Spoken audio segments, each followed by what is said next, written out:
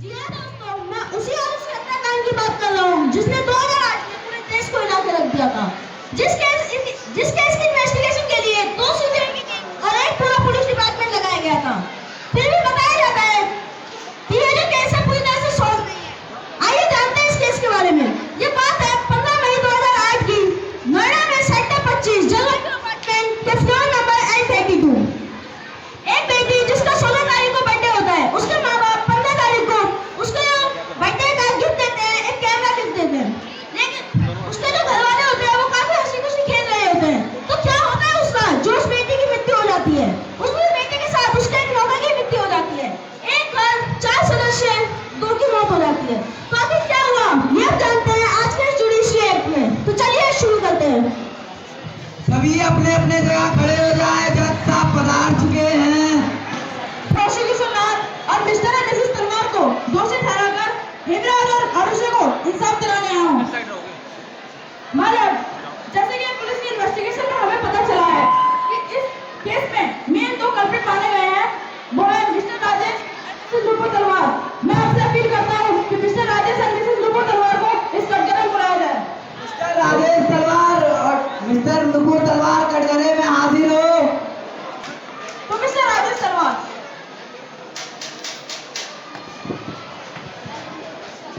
आप गीता पे हाथ रख के कसम खाइए, जो बोलेंगे सच के सिवा कुछ नहीं। मैं गीता पे हाथ रख कसम खाता हूँ, जो बोलूंगा सच बोलूंगा, सच के सिवा कुछ नहीं बोलूंगा। चार्टर माइंड तू नहीं यूज कर रही हो बेटा कॉल। तो मिस्टर राजेश तलवार, कैसा लग रहा है आपको डबल मर्डर करने के बाद? माय लॉर्ड, मैंने किसी का भी मर्डर नहीं किया है। क्या आपको अपनी बेटी पे बिल्कुल भी दया नहीं आ रही और यहाँ खड़े होकर आप झूठ बोल रहे हैं? नहीं, मैंने किसी का भी मर्डर नहीं किया है। तो ये बताइए कि 15 मई की रात को क्या हुआ था? माय लॉर्ड, 15 मई की देर रात तक मैं अपने लैपटॉप पे कुछ जरूरी काम कर रहा था, फिर मैं सो गया। हर रोज की तरह सुबह उठ के सबसे पहले मैं अपनी बेटी आरुषि के कमरे तक गया। जैसे ही मैं दरवाजा खोलता हूँ तो देखता हूँ मेरी बेटी आरुषि की लाश बिस्तर पे पड़ी हुई थी। यह देख के मैं शॉक रह गया। माय लॉर्ड, मैं आपको बता दूं कि पुलिस की इन्वेस्टिगेशन से हमें ये पता चला है कि वहाँ उस रात जो उनका इंटरनेट राउटर था वो बार-बार ऑन ऑफ हो रहा था। इसका मतलब वहाँ कोई ना कोई ऐसा था जो रात भर वहाँ जगा रहा था। तो माय लॉर्ड, वहाँ मैं बता दूं कि सिर्फ वहाँ 4 लोग मौजूद थे, जिनमें से 2 का मिस्टर राजेश तलवार ने ये खून किया है। Objection my Lord. Objection granted. जैसे कि मेरे क्लाइंट राजेश तलवार ने अभी आपको बताया कि वो देर रात तक इंटरनेट पर काम कर रहे थे, इसकी वजह से जो इंटरनेट राउटर था वो ऑन ऑफ हो रहा था। और मैं आपको बता दूं, पुलिस के आने के बाद भी जो इंटरनेट राउटर था वो ऑन ऑफ इसलिए हो रहा था क्योंकि जो इंटरनेट राउटर था वो खराब था। इससे ये तो साबित नहीं होता ना कि मेरे क्लाइंट राजेश तलवार ने ही अपनी बेटी आरुषि तलवार की हत्या की है। क्या आपके पास ऐसा कोई ठोस सबूत है? जी नहीं माय लॉर्ड। माय लॉर्ड, अब मैं मिसेस नुपुर तलवार से सवाल पूछने की इजाजत चाहता हूँ। इजाजत है।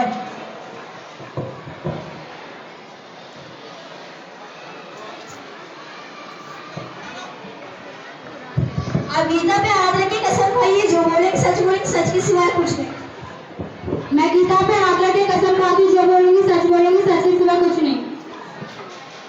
तो मिसेस नुपुर तलवार, 15 मई की रात और 16 मई की सुबह को क्या हुआ था? 15 मई की रात 10 बजे के करीब मैं आरुषि के कमरे में गई इंटरनेट राउटर ऑन करने के लिए। उस वक्त आरुषि नॉवल पढ़ रही थी तो मैंने उसे डिस्टर्ब नहीं किया और मैं बाहर आ गई। और 16 मई जब मैं उठी, मैंने देखा कि डोरबेल जो है वो डोरबेल कोई बजा रहा है और मैंने जाके देखा कि डोरबेल 16 मई से बजा रहा है और हेमराज जो है वो दरवाज़ा नहीं खोल रहा। फिर मैंने हेमराज को कॉल लगाई लेकिन इसका फ़ोन स्विच ऑफ आया। तब तक मैं भारतीय ने मुझसे कहा कि डुप्लीकेट चाबी लीजिए और मुझे दे दीजिए। मैंने डुप्लीकेट चाबी ली और बालकनी से नीचे ली, फिर मैं अंदर चली गई। माय लॉर्ड, अब मैं इस कटघरे में मिसेस भारती मंडल को बुलाने की इजाजत चाहता हूँ। इजाजत है। मिसेस भारती मंडल कटघरे में हाजिर हो।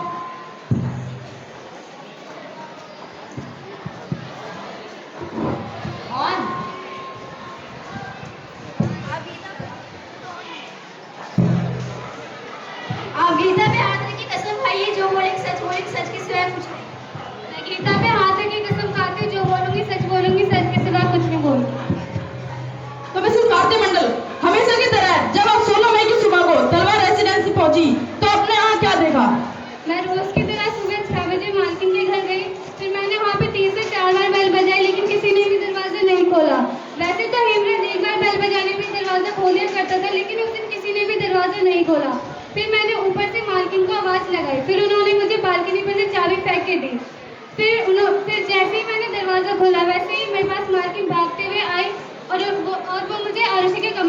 गए।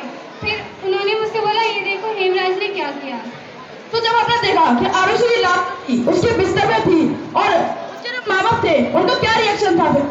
आरुषि के जो माँ बाप थे वो उससे दूर खड़े हुए उसे देख रहे थे। Point to be noted my Lord, जैसे कि इन्होंने बताया कि उसके माँ बाप जो थे वो दूर खड़े हुए थे, क्या कभी ऐसा हुआ है कि हमारे किसी रिश्तेदार या किसी करीबी की हत्या या मृत्यु हो जाती है तो हम दूर खड़े होकर देख रहे होते हैं? नहीं, हम उसे गले से लिपट के रो रहे होते हैं। और उनकी जो बेटे की हत्या हुई थी फिर भी वो दूर खड़े होकर देख रहे थे। इससे वो साफ पता चलता है मिस्टर राजेश तलवार ने ये झूठ किया है। Objection my Lord. Objection granted. ये मेरे क्लाइंट को फंसाने की साजिश है, क्योंकि जो मेरे क्लाइंट थे वो अपनी बेटी आरुषि तलवार से बहुत ही प्यार करते थे। उन्होंने अपनी बेटी को बहुत ही नाजुक से पाला था और जब उन्होंने अपनी बेटी की लाश बिस्तर में पड़ी हुई देखी तो उन्हें कुछ भी समझ में नहीं आया क्या करूं क्या ना करूं, इससे वो दूर खड़े होकर वो सपने में चले गए। इससे ये तो साबित नहीं होता कि जो मेरे क्लाइंट राजेश तलवार ने ही अपनी बेटी आरुषि तलवार की हत्या की है। क्या आपको इसमें कोई सबूत है? जी नहीं मालूम, अभी मेरे पास कोई पुख्ता सबूत नहीं है। थैंक यू मिसेस फाती, अब आप जा सकते हैं। माय लॉर्ड, अब मैं कटघरे में मिस्टर वीरेंद्र सिंह जो वहाँ पर एक सिक्योरिटी गार्ड के रूप में तैनात थे उसको बुलाने की इजाजत चाहता हूँ। इजाजत है। मिस्टर वीरेंद्र सिंह कटघरे में हाजिर हो।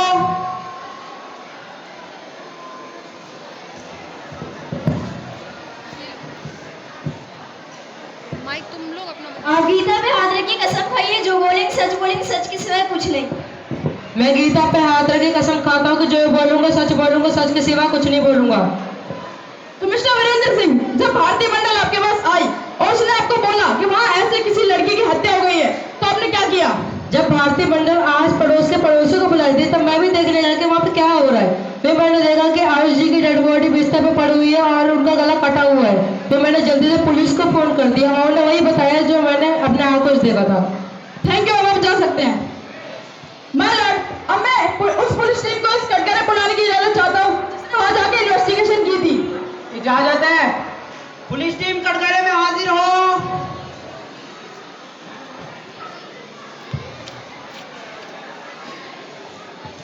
आप गीता पे हाथ रख के कसम खाइए जो बोलेंगे सच के सिवाय कुछ नहीं। मैं गीता पे हाथ रख के कसम खाती हूँ जो बोलूंगी सच के सिवा कुछ नहीं। तो मैम, जब आप वारदात की जगह पर गई तो आपने क्या क्या इन्वेस्टिगेशन की? जब मैं वहाँ पहुंची तो मैंने देखा कि 5 से 6 लोग मिस्टर मिसेस तलवार के रूम में है, 15 से 16 लोग लिविंग हॉल में है। और मैंने देखा कि जो आरुष का गला हुआ है वो कटा हुआ है और पूरे बिस्तर पे खून ही खून फैला हुआ है। फिर मिस्टर मिसेस तलवार ने कहा कि जो हेमराज है वो आरुषि का मर्डर करके भाग गया है। तो हमने अपनी आधी टीम को नेपाल भेज दिया हेमराज को ढूंढने के लिए। और जब हमने इन्वेस्टिगेशन की तो हमने देखा कि सीढ़ियों पे कुछ खून के निशान है और छत के गेट पे भी कुछ खून के निशान थे। जब हमने राजेश तलवार से छत के गेट का चाबी मांगा तो उन्होंने देखने से मना कर दिया और दूसरी बार वो भड़क गए। Point to be noted my Lord, जैसे कि इन्होंने बताया कि राजेश तलवार ने जब इन्होंने पहली बार राजेश तलवार से चाबी मांगी तो उन्होंने मना कर दिया और दूसरी बार तो भड़क गए। ऐसा क्यों? क्या राजेश तलवार छुपाना चाहते थे कि छत पर किसी की लाश है? और अगर वो बता देते तो सारा शक जो है यकीन में बदलकर सीधा पता चल जाता कि राजेश तलवार ने इन दोनों का खून किया है। Objection my Lord.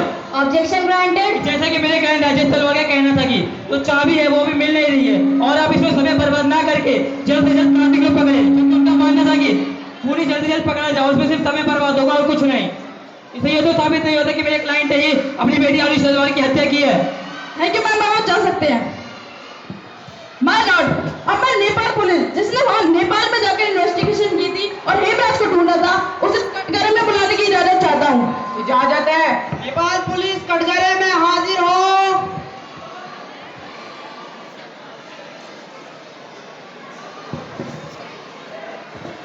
आप गीता पे हाथ रख के कसम खाइए जो बोलेंगे सच के सिवाय कुछ नहीं। मैं गीता पे हाथ रख के कसम खाती हूँ जो बोलूंगी सच के सिवा कुछ नहीं बोलूंगी। तो मैम, क्या आपने जब नेपाल गई तो क्या वहाँ आपको हेमराज मिला? जी हाँ, जब हम नेपाल गए हेमराज से पूछताछ करने के लिए तो हेमराज वहाँ पर नहीं था। फिर हमें उसके दोस्त विष्णु प्रकाश पे शक हुआ तो तब हमने पूछताछ की तो हमें पता चला कि 15 मई 2008 को विष्णु प्रकाश अपने घर में ही था। विष्णु प्रकाश, क्या आप बताएंगे ये विष्णु प्रकाश कौन है? वो राजेश का नौकर था जिसकी कुछ महीने पहले जॉब छूट गई थी राजेश प्रकाश के यहाँ से, राजेश तलवार के यहाँ से। ठीक है, अब आप जा सकते हैं। माय लॉर्ड, अब मैं इस कटघरे में उनको बुलाना उन रिटायर्ड पुलिस ऑफिसर के गौतम जिन्होंने वहां जाके ताला तोड़ा था और हेमराज की लाश सबसे पहले देखी थी। इजाजत है।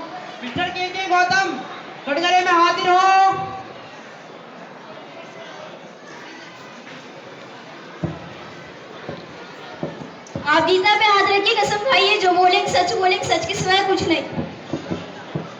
मैं गीता पे हाथ रख के कसम खाती हूँ, जो बोलूंगी सच के सिवा कुछ नहीं।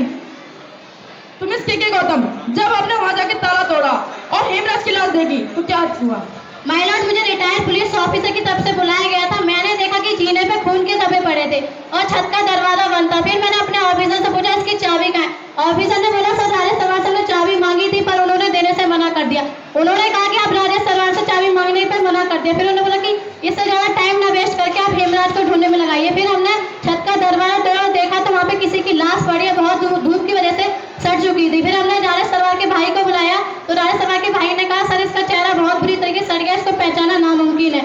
फिर हमने राजेश तलवार को बुलाया तो राजेश तलवार ने यही कहा कि सर का चेहरा बहुत बुरी तरीके से सड़ गया, इसका पहचाना नामुमकिन है। पहचानना नामुमकिन है, ये पहचानना चाहते नहीं थे।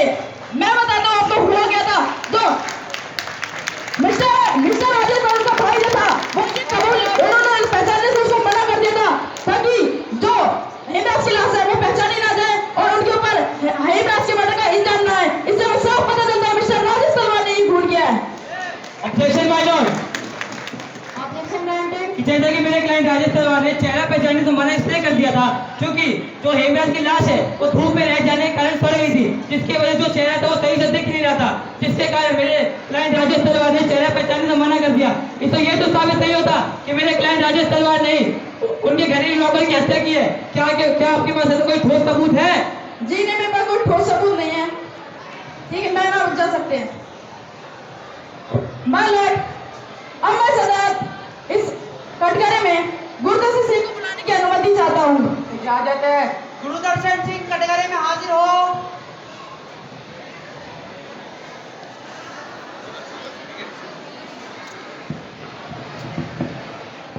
आप गीता पे हाथ रखिए, कसम खाइए, जो बोलेंगे सच के सिवाय कुछ नहीं। मैं गीता पे हाथ रख के कसम खाता हूँ, मैं जो बोलूंगा सच के सिवा कुछ नहीं। मिस्टर गुरुदर्शन सिंह, वारदात पे जाके जब आपने इन्वेस्टिगेट किया और आपने जो स्टेटमेंट तैयार किया वो इस अदालत को बताइए। योर ऑनर, हमारे इन्वेस्टिगेशन के हिसाब से हमें ये पता चला कि मिस्टर राजेश तलवार के एक्स्ट्रा मैरिटल अफेयर्स चल रहे थे, जिनके बारे में उनकी बेटी आरुषि तलवार को पता चल गया था। और इन्वेस्टिगेशन के दौरान हमें ये पता चला कि मिस्टर राजेश तलवार ने देर रात तक 12:10 तक अपने इंटरनेट यूज किया, जिससे साफ होता है कि मिस्टर राजेश तलवार 12 बजे तक जगे हुए थे और खून का समय भी कुछ इसके आसपास ही था। और ऑनर, हमारे इन्वेस्टिगेशन के हिसाब से हमें ये पता चला है कि उस दिन जब ये देर रात तक काम कर रहे थे उसके बाद इन्हें कुछ गिरने की आवाज़ सुनी है। बाहर गए, इन्हें बाहर जाकर देखा आरुषि तलवार के कमरे का दरवाजा खुला हुआ है। ये पास गए, इन्हें जाके देखा, इन्हें देखा हेमराज, इन्हें जाके देखा तो इन्हें हेमराज और आरुषि को ऑब्जेक्शनल पोजीशन में पाया। Objection my Lord. Objection granted. कि जैसे ये कह रहे हैं, ये एक 14 साल की लड़की है जो अभी तक सही से पढ़ी भी नहीं हो पा रही, वो इन पर चरित्रहीन का दाग लगा रहे हैं। क्या आपके पास कोई ऐसा सबूत है जिससे आप बता सके कि वो उस समय ऑब्जेक्शन पोजीशन में थी?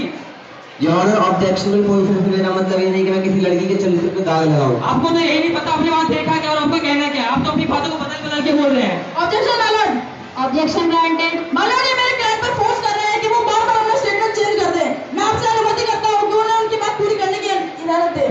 एडवोकेट हरिओम, आप शांति से बैठे, पहले उनकी बात कर लीजिए। जी my lord. Your honour, Rajesh Talwar ने आरुषि और हेमराज को ऑब्जेक्शनल पोजीशन में देखा तो आग बबूले हो गए। वो हेमराज को समझाने के लिए उन्हें छत पे ले गए। छत पे जाकर उन्होंने उनकी सबसे पहले हत्या करी। नीचे आए, उन्होंने ताला बंद किया, नीचे आकर उन्हें शराब पी, उसके बाद उन्होंने आरुषि तलवार की हत्या करी। Thank you mister Gurudarshan Singh, अब आप जा सकते हैं।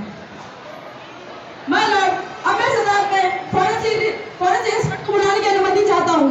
इजाजत है। फॉरेंसिक एक्सपर्ट कटघरे में हाजिर हो।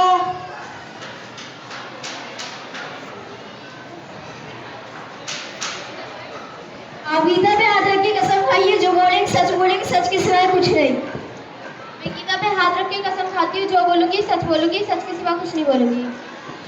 तो जज साहब, कहीं से कुछ सवाल पूछना चाहता हूँ, पूछ सकता हूँ? अनुमति है। तो आप मुझे ये बताइए, जब आपकी टीम और आप वहाँ पहुंची तो आपकी टीम ने वहाँ क्या क्या किया और क्या क्या देखा? तो फॉरेंसिक रिपोर्ट से हमें ये पता चला कि आरुषि के कमरे में आरुषि की बेडशीट, विस्की की बोतल और इन सब पे खून लगा हुआ था। तो हमने उसे फॉरेंसिक जांच के लिए भेज दिया।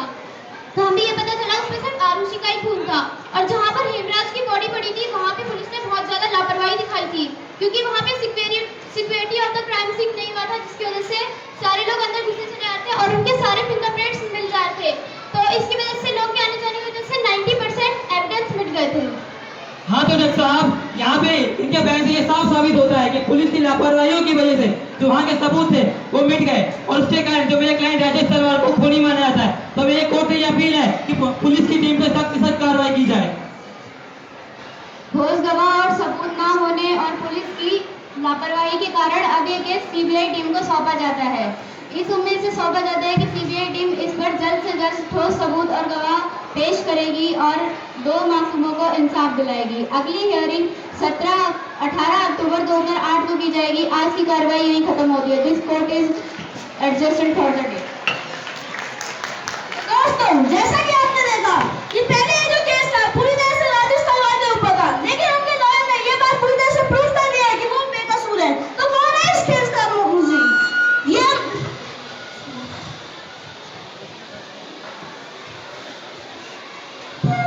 दर्शाता है कि हमारी जो पुलिस डिपार्टमेंट है वो उस टाइम पे एक्टिव नहीं रही थी, जिस वजह से हमारे काफी सारे 90% जो सबूत थे वो मिट गए थे। इस लापरवाही को देखते अदालत ने अभी जो केस है सीबीआई को सौंप दिया गया है। सीबीआई जो हम सब जानते हैं कि वो बड़े-बड़े केस सॉल्व कर देती है, बड़े-बड़े लोगों को इंसाफ मिल जाता है। तो सीबीआई क्या ये केस सॉल्व कर पाएगी? क्या 2 लोग आरुषि तलवार और हेमराज को इंसाफ मिल पाएगा? ये हम देखेंगे अगली हियरिंग जो कि 18 अक्टूबर को की सेकंड हियरिंग करेंगे। आज हम देखेंगे ये जो केस था ये सीबीआई को सौंप दिया गया था। सीबीआई ने इन दिनों में क्या कुछ सबूत इकट्ठा किए जिस वजह से हेमराज और आरुषि तलवार को इंसाफ मिल पाएगा, या फिर हमें एक और बार सीबीआई की हार देखने को मिलेगी? तो चलिए इस कार्रवाई को शुरू करते हैं। आज की कार्रवाई शुरू की जाए। सभी लोग अपने अपने स्थान पे खड़े हो जाएं। जज साहब आ चुके हैं। Please take your seats. Good afternoon, my lord. मैं श्वेता एडवोकेट आज मैं अपने क्लाइंट राजेश तलवार और नुपुर तलवार की तरफ से केस लड़ूंगी। पिछले हेयरिंग में मेरे फ्रेंड हरिओम एडवोकेट ने ये साबित कर दिया था कि राजेश तलवार और नुपुर तलवार बेगुनाह हैं और उन्हें मनगढ़ंत कहानियां बनाकर उन पे आरोप लगाया जा रहा है, जिसके कारण ये जो केस है ये सीबीआई के हाथों सौंप दिया गया था। तो माय लॉर्ड, अब मैं आपसे अपील करती हूँ कि आप मुझे सीबीआई अधिकारी मिस्टर अरुण कुमार को कटघरे में बुलाने की अनुमति दें। इजाजत है। मिस्टर अरुण कुमार कटघरे में हाजिर हो।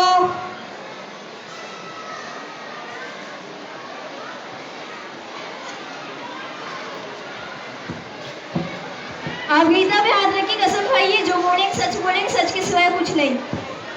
मैं गीता पे हाथ रख के कसम खाता हूँ, जो बोलूंगा, सच के सिवा कुछ नहीं बोलूंगा।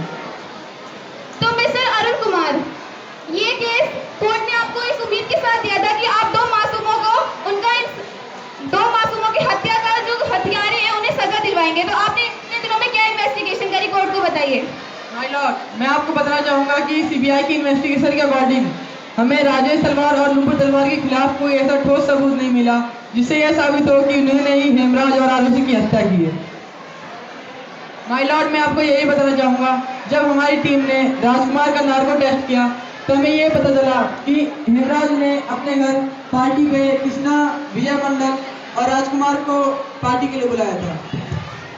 चारों बैठकर शराब पीने लगे और कृष्णा ने राजेश द्वारा की गई अपनी बेइज्जती को दोहराते हुए बोला कि मैं राजेश तलवार से इसका बदला लूंगा। आरुषि ने यह सब बात सुन ली और कृष्णा को गुस्सा आ गया। कृष्णा ने अपने पास में रखी किल उठाई और आरुषि के कमरे में जाके उसकी हत्या कर दी। ऐसा करके कृष्णा भागने लगा, जिस पर हेमराज ने उसे पकड़ने की कोशिश की, जिस पर कृष्णा और राजकुमार मिलकर हेमराज को छत पर ले गए और उसकी हत्या कर दी और गेट में ताला लगाकर भाग गए। Point to be noted my Lord. My Lord, हमारी सीबीआई की इन्वेस्टिगेशन के हिसाब से जो कृष्णा है उसने हत्या करी है, क्योंकि मर्डर से 2 दिन पहले कृष्णा की लड़ाई राजेश तलवार से हुई थी क्लिनिक पे। तो मैं आपसे अपील करती हूँ कि आप मुझे कृष्णा को बुलाने की अनुमति दें। आप जा सकते हैं। अनुमति है। आप गीता पे हाथ रख के कसम खाइए, जो बोलेंगे सच के सिवाय कुछ नहीं। मैं गीता पे हाथ रख के कसम खाता हूँ, जो बोलूंगा, सच के सिवा कुछ नहीं बोलूंगा। तो कृष्णा, पहले आप ये बताइए कि हेमराज और आपके बीच में संबंध कैसे थे? हेमराज मेरा बहुत अच्छा दोस्त था, क्योंकि वो भी नेपाली था, मैं भी नेपाली था। तो क्या आपकी क्लिनिक में लड़ाई हुई थी राजेश तलवार से मर्डर के 2 दिन पहले? और मेरी एक बात पे बहस हो गई थी। किस बात पे? वो मैंने डेंटल गलत बना रहा था, जिसकी वजह से राजेश तलवार ने मुझे बहुत डांटा, मेरी बहुत दोस्ती भी की थी। इसकी वजह से मुझे बहुत गुस्सा भी आया था। हाँ, तो मैंने यही जरूर बोला था कि मैं हेमराज को कि मैं राजेश तलवार को नहीं छोड़ूंगा, लेकिन मैं आरुषि तलवार और युवराज की हत्या नहीं की। तो आप मर्डर वाली रात कहाँ पे थे? मर्डर वाली रात को मैं अपने घर पे ही था।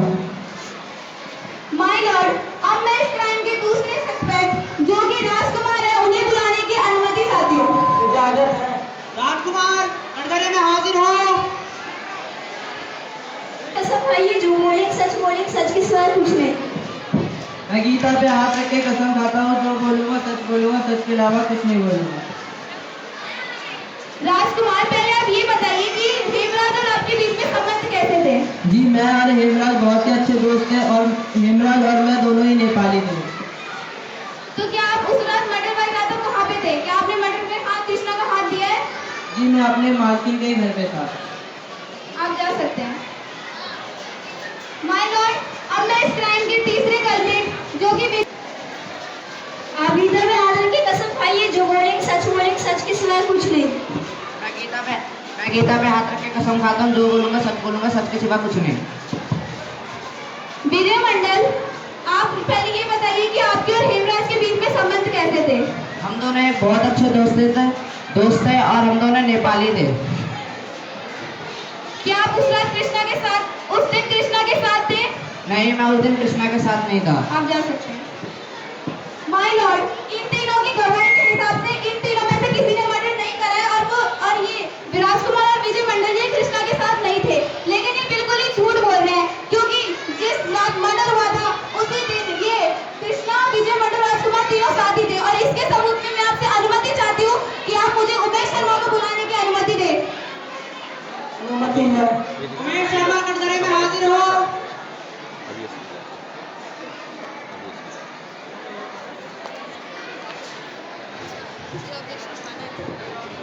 आप गीता पे हाथ रख के कसम खाइए, जो बोलेंगे सच के सिवाय कुछ नहीं। मैं गीता पे हाथ रख के कसम खाता हूँ कि जो बोलूंगा, सच के सिवाय कुछ नहीं बोलूंगा। हाँ, तो उमेश बताइए उस दिन क्या हुआ था?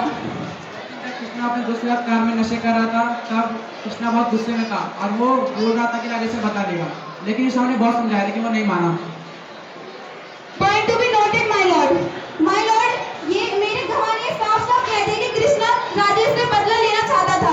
इसका मतलब जो मर्डर है वो कृष्णा ने करा है। और जब सीबीआई इन्वेस्टिगेशन कर रही थी तब कृष्णा के घर से एक टुकड़ी मिली और उसमें खून के निशान भी थे। तो क्या प्रोसिक्यूशन लॉयर के पास इसका कोई सबूत है कि कृष्णा ने मर्डर नहीं करा है? Objection my Lord. Objection granted.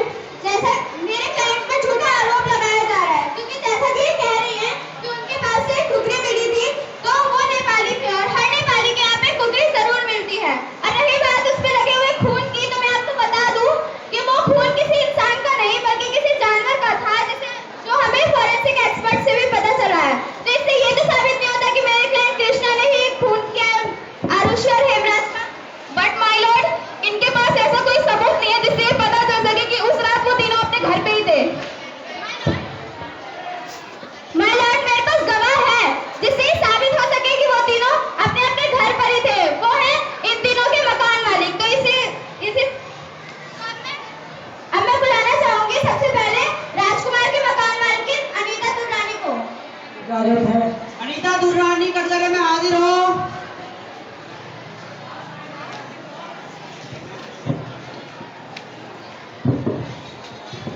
आप गीता पे हाथ रख के कसम खाइए, जो बोलेंगे सच के सिवाय कुछ नहीं। मैं गीता पे हाथ रख के कसम खाती हूँ, जो बोलेंगे सच के सिवा कुछ नहीं। हाँ, तो अनीता दुर्रानी, क्या आप कोर्ट को बताना चाहेंगे कि राजकुमार उस दिन कहाँ थे? राजकुमार मेरे ही घर पे थे, क्योंकि उस रात मेरा फास्ट था और उन्होंने मुझे 12 बजे रात के 12 साढ़े 12 बजे करीब खाना बना के भी दिया था, फिर हम सो गए। और मर्डर के बाद या मर्डर से पहले आपको राजकुमार का बिहेवियर कैसा लगा? क्या आपने कुछ नोटिस किया इस बारे में? वो रोज की तरह नॉर्मली थे, वो जैसे रोज रहता था वैसे ही था। अच्छा, तो आपके घर और तलवार फैमिली के घर के बीच में कितनी दूरी है? कम से कम 5 metre. Point to be noted milord, इन्होंने कहा कि 5 किलोमीटर दूरी है मेरे घर और तलवार फैमिली के घर में। तो ऐसा नहीं हो सकता कि राजकुमार ने 12:30 बजे इन्हें खाना बना के भी दिया और बाकी वो बाद में उनका मर्डर करने भी जा सकते हैं।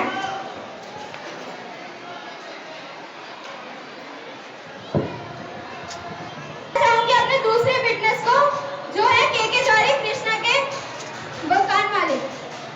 आज आप गीता पे हाथ रख के कसम खाइए, जो बोलेंगे सच की सिवाय कुछ नहीं। मैं गीता पे हाथ रख के कसम खाता हूँ, जो भी बोलूंगा, सच की सिवा कुछ नहीं बोलूंगा। हाँ तो के सॉरी, क्या आप बताना चाहेंगे कि कृष्णा उस रात कहाँ थे? माय लॉर्ड, मैं आपको बताना चाहूंगा, जिस रात आरुषि से तलवार का मर्डर हुआ था, उस रात कृष्णा मेरे घर पे था। हाँ, तो आपने कुछ ऐसा नोटिस किया था जैसे उनका कुछ बिहेवियर अनयूजुअल सा आपको लगा हो? मैंने ऐसा कुछ नोटिस नहीं किया। हाँ तो अब आप जा सकते हैं। अब मैं इसी सस्पेक्ट के साथ अपने तीसरे विटनेस जो थे सुनीता टंडन, उसे बुलाना चाहूंगी।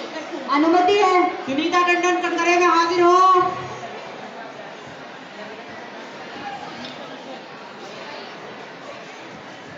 आप गीता पे हाथ रख के कसम खाइए, जो बोलेंगे सच के सिवाय कुछ नहीं।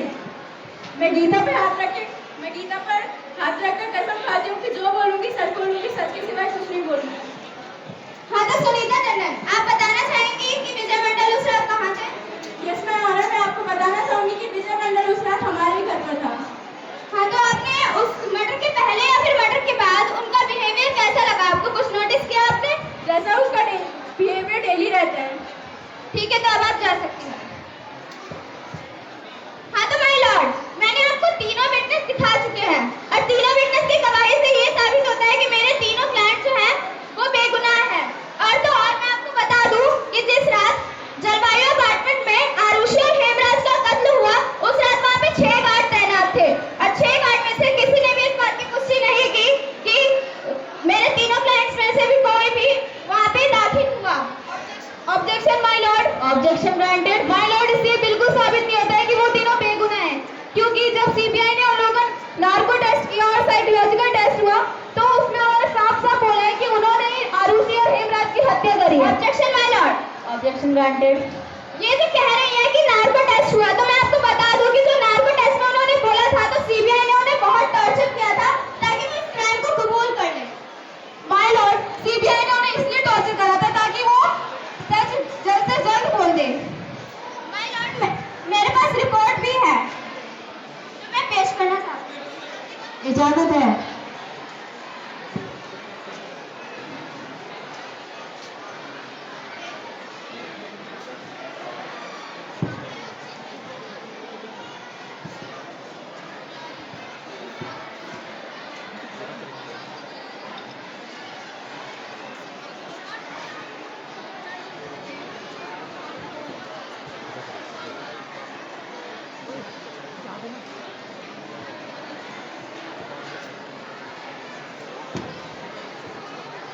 और उसमें मैं आपको बता दूं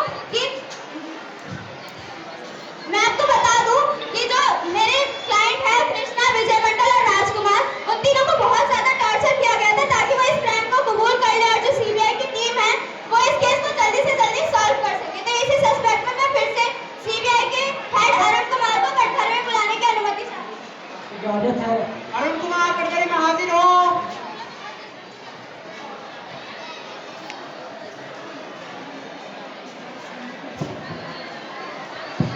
आप गीता पे हाथ रख के कसम खाइए, जो बोलेंगे सच के सिवाय कुछ नहीं। मैं गीता पे हाथ रख के कसम खाता हूँ, जो बोलूंगा, सच के सिवा कुछ नहीं बोलूंगा।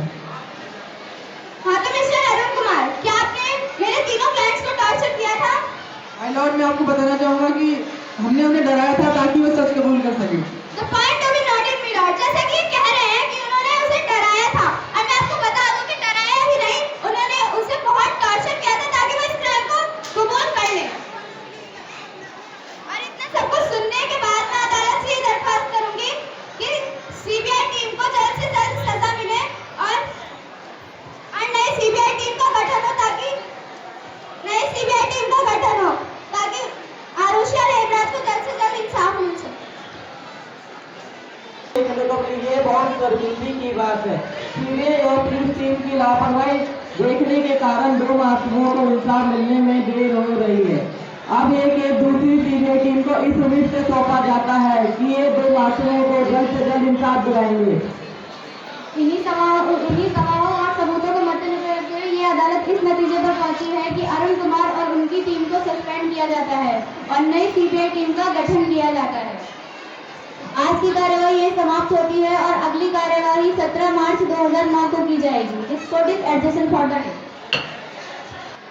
तो जैसा कि आपने देखा, ये जो केस है धीरे धीरे काफी ज्यादा गंभीर होता जा रहा है। पहले हमने इस केस में पुलिस डिपार्टमेंट की लापरवाही देखने को मिली और अब सीबीआई टीम की लापरवाही देखने को मिली। क्या सच में ये केस उतना ही गंभीर है जितना इसे बनाया जा रहा है, या ये इसके पीछे कोई साजिश है? क्या सच में हमें आरुषि तलवार और हेमराज का जो कातिल है वो मिल पाएगा? ये हम देखेंगे अगली हेयरिंग जो कि है 17 मार्च को। आज हम देखेंगे कि जो केस है ये एक नई सीबीआई टीम को सौंपा गया था। तो नई सीबीआई टीम ने कुछ इन दिनों में ऐसा क्या किया है? क्या हमारी जो आरुषि तलवार और हेमराज है उनको इंसाफ मिल पाएगा, या हमें एक और बार सीबीआई टीम की हार देखने को मिली है? तो चलिए शुरू करते हैं इस हेयरिंग को।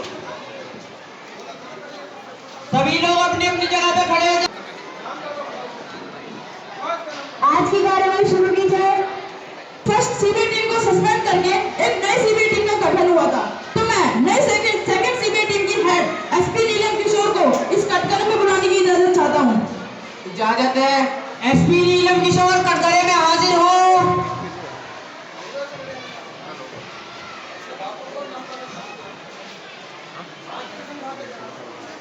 आप गीता पे हाथ रख के कसम खाइए, जो बोलेंगे सच की सिवाय कुछ नहीं। मैं गीता पे हाथ रख के कसम खाती हूँ, मैं जो बोलूंगी सच के सिवाय कुछ नहीं। एसपी नीलम किशोर, आपको इस अदालत ने काफी समय दिया था इन्वेस्टिगेशन करने के लिए, तो इतने दिनों में आपने क्या इन्वेस्टिगेशन किया? जैसा कि हम सभी को पता है, जो क्राइम सीन था वहाँ पे लोगों के आने जाने की वजह से 80 to 90% जो एविडेंस थे वो मिट गए थे। लेकिन हमने फिर से स्टार्टिंग से शुरुआत की, जांच पड़ताल की। फिर हमें ये पता चला कि जो आरुषि के पिता थे यानी कि राजेश तलवार, वो चाहते ही नहीं थे कि जो सारी रिपोर्ट्स हैं वो पुलिस और मीडिया तक पहुंचे। इसीलिए उन्होंने एक रिटायर आला पुलिस ऑफिसर को फ़ोन किया था और उन्हें कहा था कि वो आरुषि के पोस्टमार्टम करे, डॉक्टर्स को फ़ोन करें और उन्हें कहे कि वो सारी रिपोर्ट्स मीडिया और पुलिस को ना दें। जिसके बाद डॉक्टर ने भी यही किया, उन्होंने रिपोर्ट्स छुपाई। हमने थोड़ी जांच पड़ताल की, जिसके बाद हमें पता चला आरुषि की हत्या होने के बाद उसके प्राइवेट पार्ट्स को काफ़ी अच्छे तरीके से साफ किया गया था और जो क्राइम सीन था उसको भी चेंज किया गया था, यानी कि लोगों को बुलाने से पहले चीज़ों को अपने हिसाब से ठीक किया गया था। थोड़ा और एनालाइज करने के बाद हमें ये पता चला जो आरुषि के सर पे चोट थी और हेमराज के सर पे चोट थी, वो चोट एक गोल्फ स्टिक की थी। जिसके बाद हमने आरुषि के घर की तलाशी ली। उसके बाद हमें वो गोल्फ स्टिक का पूरा एक सेट मिल गया, जिसमें से कि 5 नंबर की गोल्फ स्टिक गायब थी। हमने थोड़ी और गहराई से छानबीन की, जिसके बाद हमें वो 5 नंबर की गोल्फ स्टिक भी मिल गई। उसके बाद हमने उसे फॉरेंसिक लैब में भेजा। फॉरेंसिक लैब की रिपोर्ट से हमें ये पता चला कि जो 5 नंबर की गोल्फ स्टिक थी उसको काफ़ी अच्छे तरीके से साफ किया गया है। इस सब चीज़ों की बुनियाद पे हमने एक थ्योरी बनाई है, जिससे हमें ये पता चलता है कि जो राजेश तलवार थे वो रात के 12 साढ़े 12 के बाद अपना काम खत्म होने के बाद वो रूम से बाहर निकले थे पानी पीने के लिए। जिसके बाद उन्होंने आरुषि का कमरा खुला देखा और वो उस कमरे में गए। उसके बाद उन्होंने आरुषि और हेमराज को आपत्तिजनक स्थिति में देखा। उसके बाद उन्हें गुस्सा आया। उसके बाद उन्होंने उसी 5 नंबर की गोल्फ स्टिक से आरुषि और हेमराज को पीटना शुरू कर दिया। Objection my Lord. Objection granted. My Lord, यहाँ पे फिर से एक लड़की पे चरित्रहीनता का इल्जाम लगाया जा रहा है। एसपी नीलम किशोर के पास इस बात का क्या सबूत है कि राजेश तलवार ने उन्हें आपत्तिजनक स्थिति में देखा था? मैंने आप सभी से पहले ही कह दिया था कि हमने इन चीजों की बुनियाद पे एक थ्योरी बनाई है और मैं आपको वही बता रही थी। माय लॉर्ड, इन्होंने ये थ्योरी बनाई है लेकिन इनके पास कोई सबूत नहीं है कि ये थ्योरी बिल्कुल सच है। माय लॉर्ड, मैं आपसे अपील करता हूँ कि मेरे क्लाइंट को पहले उनकी बातें पूरी करने की। एडवोकेट श्वेता, उन्हें उनकी बात पूरी करने दीजिए। उन दोनों को आपत्तिजनक स्थिति में देखने के बाद आरुषि के पिता यानी राजेश तलवार को बहुत गुस्सा आया। उन्होंने उन दोनों को पीटा। फिर हेमराज को छत पे ले गए। हेमराज छत पे जाने के बाद उसे उसी गोल्फ स्टिक से और पीटा, जिसके बाद वो बेहोश हो गया। उसके बाद बड़ी ही बेरहमी से राजेश तलवार ने उनका गला काट दिया। फिर वो छत का गेट लॉक करके नीचे आए। उन्होंने शराब पी और सर्जिकल ब्लेड से अपनी बेटी का भी गला बड़ी ही सफाई से काट दिया। तो माय लॉर्ड, जैसे कि इनकी गवाही से हमें पता चलता है कि पहले तो जो डॉक्टर राजेश तलवार थे उन्होंने क्राइम सीन को ही चेंज कर दिया और ऐसा दिखाया कि बाहर से कोई आया और उनको मार के चला गया। और objection my Lord. My Lord, ये मेरे क्लाइंट पे झूठा आरोप लगा रहे हैं। इनका कहना है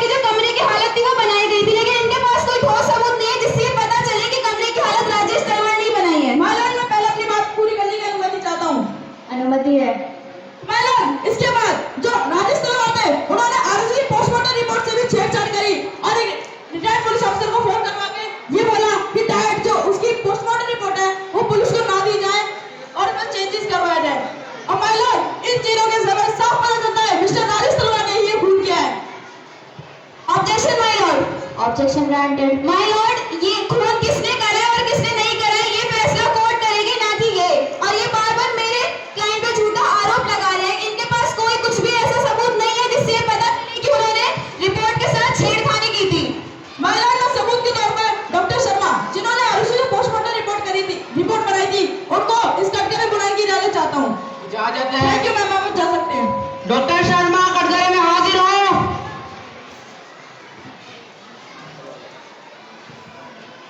आप गीता पे हाथ रख के कसम खाइए, जो बोले सच के सिवाय कुछ नहीं। मैं गीता पर हाथ रखकर कसम खाती हूँ, जो बोलूंगी सच के सिवा कुछ नहीं। तो डॉक्टर शर्मा, क्या राजेश तलवार ने आपको फोन करवाया था कि जो आरुष की पोस्टमार्टम रिपोर्ट है वो डायरेक्ट पुलिस को ना दी जाए? हाँ, राजेश तलवार ने मुझे एक आला ऑफिसर से कॉल करवाकर कहा था कि मतलब सारी बातें रिपोर्ट में ना देने को या फिर ना बताने को। तो अब ये बताइए कि आरुषि की पोस्टमार्टम रिपोर्ट में आपको क्या क्या मिला? आरुषि का पोस्टमार्टम रिपोर्ट के अकॉर्डिंग जो आरुषि थी उसके मरने से पहले कोई ना कोई संघर्ष या हिंसा हुई थी। ऐसा लगा था जैसे आरुषि के प्राइवेट पार्ट को काफी अच्छे तरीके से साफ किया गया हो सकता है कि आरुषि के मरने से पहले उसके साथ कोई छेड़खानी हुई हो, और जो उसका गला कटा हुआ था वो किसी बहुत ही तेज धार वाले हथियार से काटा गया था। और इससे हमें ये पता चलता है कि कोई नॉर्मल इंसान तो काट नहीं सकता, ये किसी स्पेशलिस्ट का ही काम है। Point to be noted be note. जैसे इन्होंने बताया कि ये कोई स्पेशलिस्ट का काम है, तो मैं बता दूं, हम लोगों में से किसी को भी ऐसी परख नहीं है या फिर किसी को इतनी समझ नहीं है प्लेट चलाने की। बस डॉक्टर राजेश तलवार जो एक डॉक्टर है जिन्हें प्लेट चलाने की अच्छी सी परख है, तो उससे हमें पता चलता है कि पहले तो राजेश तलवार ने 5 नंबर वाली गोल्फ स्टिक से आरुषि और हेमराज के सर पे वार किया और उसके बाद सर्जिकल ब्लेड से उन दोनों का गला काट दिया। Objection my Lord, objection granted. My Lord, यहाँ पे फिर से मेरे क्लाइंट पे आरोप लगाया जा रहा है। इनका कहना है कि घर में बस वही नुपुर और राजेश तलवार स्पेशलिस्ट थे और उन्होंने गला काटा है, लेकिन इनके पास कुछ भी ऐसा सबूत नहीं है जिससे पता चल सके कि राजेश और नुपुर तलवार ने गला काटा है। माय लॉर्ड, मैं दूसरे सबूत के तौर पर नरेश राज जिन्होंने हेमराज की पोस्टमार्टम रिपोर्ट कराई थी उन्हें कटघरे में बुलाने की इजाजत चाहता हूँ। इजाजत है। थैंक यू मैम, आप जा सकते हैं। नरेश राज कटघरे में हाजिर हो।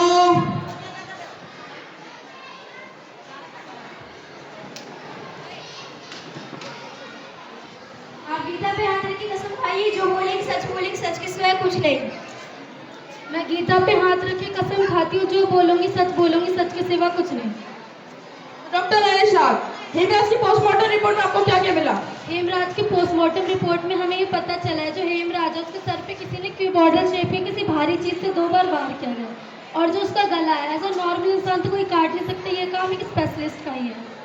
तो माय लॉर्ड, दोनों की पोस्टमार्टम रिपोर्ट में हमें एक ही चीज मिली है कि पहले तो 5 नंबर की गोल्फ स्टिक से उसके सर पे वार हुआ है और उसके बाद सर्जिकल ब्लेड से गला काटा गया है। तो माय लॉर्ड, मैं बता दूं, डॉक्टर राजेश तलवार ने ये दोनों खून किए हैं। Objection my Lord, objection granted. My Lord, ये बार-बार एक ही बात बोल के कोर्ट को गुमराह कर रहे हैं। इनका कहना है कि जो गोल्फ स्टिक का यूज है वो राजेश तलवार ने करा है, लेकिन इनके पास इस बात का कुछ भी सबूत है ही नहीं कि राजेश तलवार ने गोल्फ स्टिक का इस्तेमाल करा है। माय लॉर्ड, मैं ये बात पहले बता चुका हूँ कि डॉक्टर राजेश तलवार ने सबूतों के साथ और पोस्टमार्टम रिपोर्ट के साथ छेड़छाड़ करी है और इसी वजह से पुलिस और सीबीआई टीम सबूत ढूंढने में नाकाम रही है। बट माय लॉर्ड, ये इतने दावे के साथ कैसे कह सकते हैं कि राजेश तलवार ने रिपोर्ट के साथ छेड़खानी करी है? पर माय लॉर्ड, हमें जितने भी गवाह और सबूत मिले हैं वो सब यही इशारा करते हैं कि डॉक्टर राजेश तलवार ने ये खून किए। आप कुछ कहना चाहेंगे एडवोकेट श्वेता? नहीं। तो माय लॉर्ड, मैं इस अदालत से अपील करता हूँ कि डॉक्टर राजेश तलवार और उनके भाई मिसेस नुपुर तलवार को सख्त से सख्त सजा मिले।